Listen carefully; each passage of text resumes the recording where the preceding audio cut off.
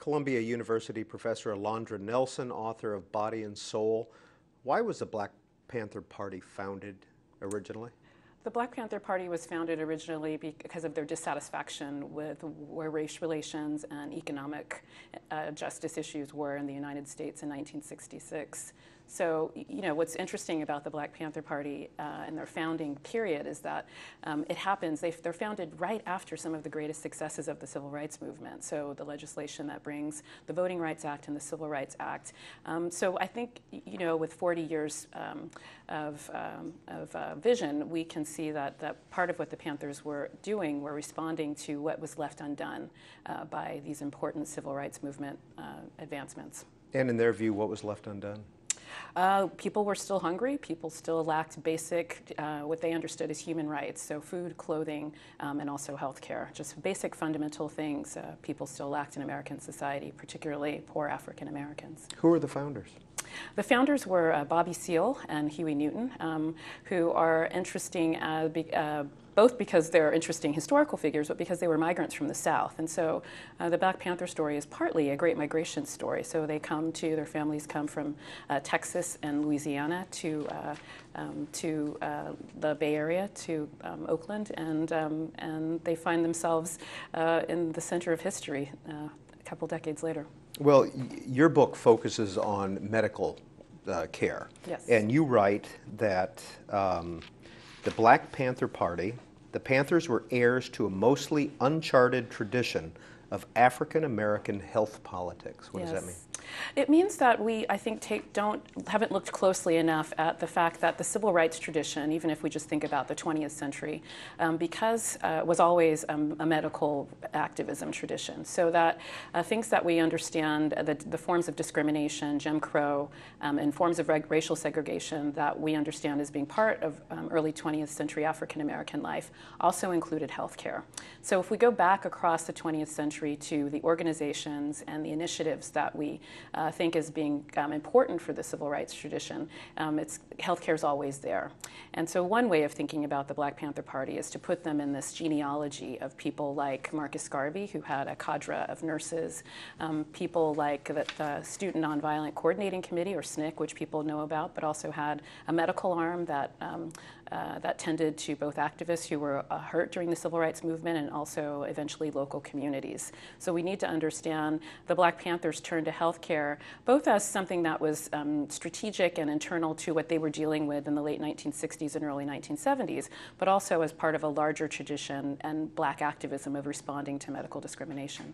So what transpired with the Black Panther Party and medical care?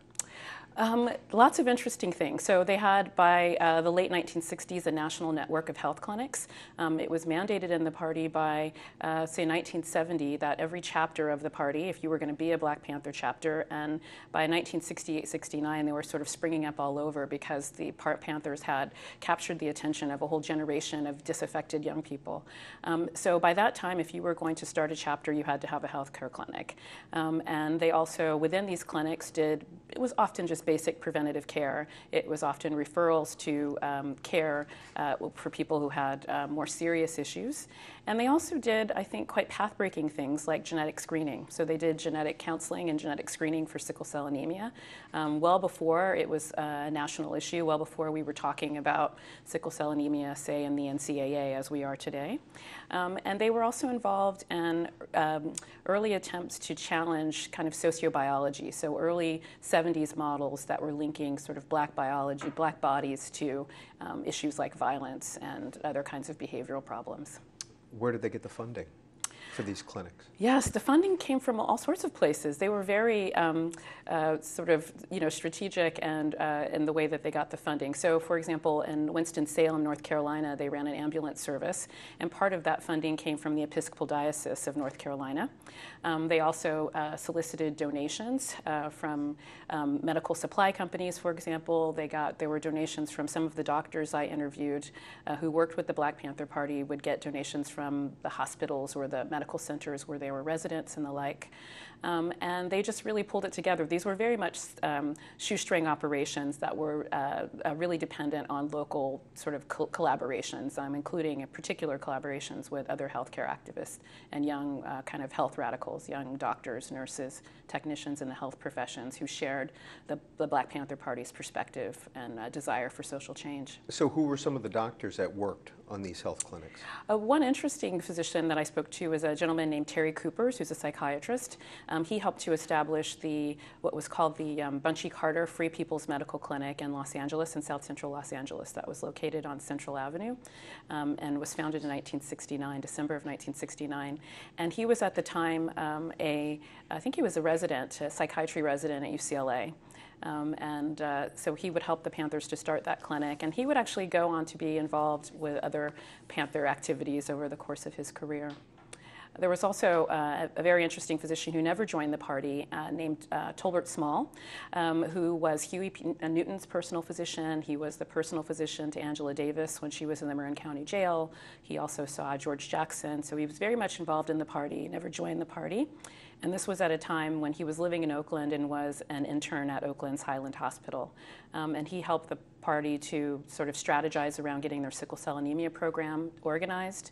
And in the Southwest, he helped the party. He would go around to chapters educating the rank and file members of the party about sickle cell anemia. So, Professor Nelson, why are you writing about this now? Is it because of the healthcare debate that we just had in this country?